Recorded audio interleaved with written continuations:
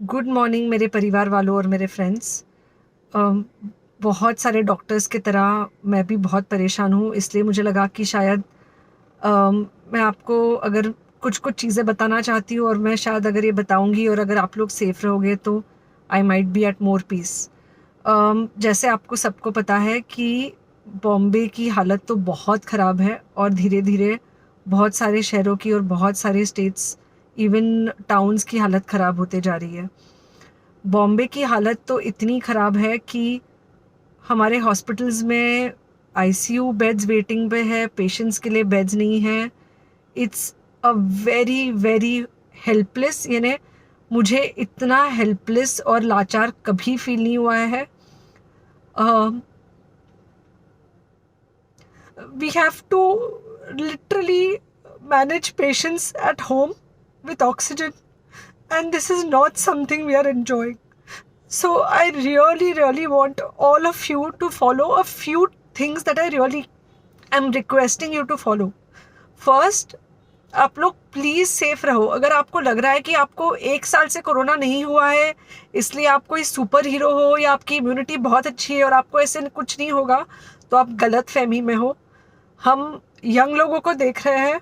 I mean we have a 35-year-old who's on the ventilator and we are not able to help people now.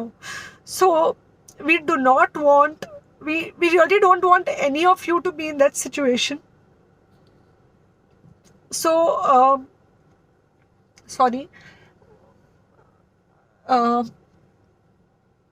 I think ये जो emotional breakdown है हम doctors में अब सबको कोई ना कोई समय हो रहा है, because we not been so helpless. Okay, so most importantly please take care of yourself. Right now COVID is everywhere around you. Okay, तो अगर आप घर से बाहर निकलो, maybe you're meeting your friends, maybe you're meeting your family, it does not matter, you have to be masked.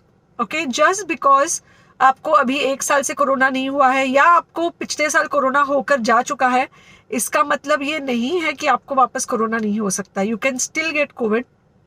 तो please keep yourself very well masked at all times. अगर आप घर से बाहर निकल रहे हो तो घर के बाहर निकलो, मास्क होना चाहिए। मास्क सिर्फ इधर नहीं, मास्क पूरा नाक से पूरा यहाँ तक होना चाहिए।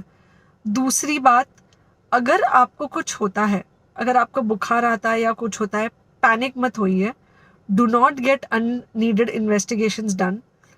Gate in touch with me obviously immediately. And most importantly, आपके जो फ्रेंड्स है या कोई भी है, उनको बोलो पैनिक में होकर एडमिट ना हुए हॉस्पिटल में।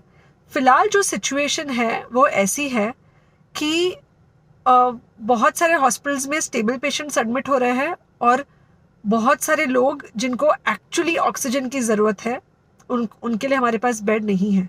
इनफैक्ट हम लोग घर में लोगों को ऑक्सीजन देके मैनेज करने की कोशिश कर रहे हैं, और ये हमने पहले कभी नहीं किया है कि हम इतने सारे लोगों के लिए बेड्स ढूंढ रहे हैं, इतने सारे लोगों को घर में मैनेज करने की कोशिश कर रहे हैं। So please leave beds for people who actually need it, who have pneumonia, who need oxygen, and who will need to be under very close medical care.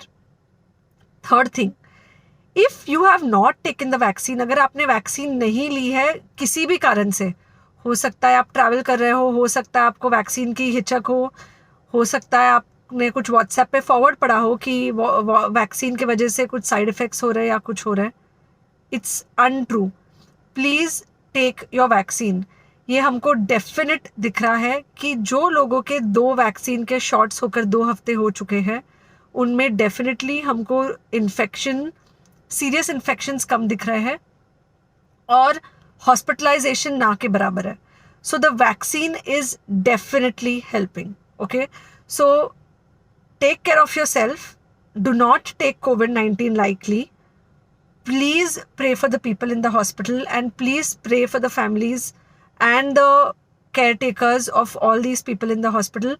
उनको आपके प्रार्थना की बहुत ज़रूरत है और सबसे ज़्यादा ज़रूरत है कि आप अपना ध्यान रखें।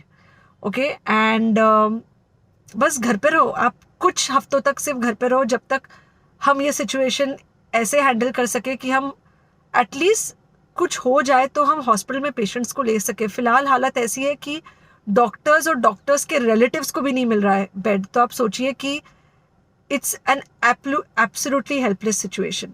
Okay, I think अगर हम सब इतना ध्यान रखेंगे, we will definitely come through this second wave very well.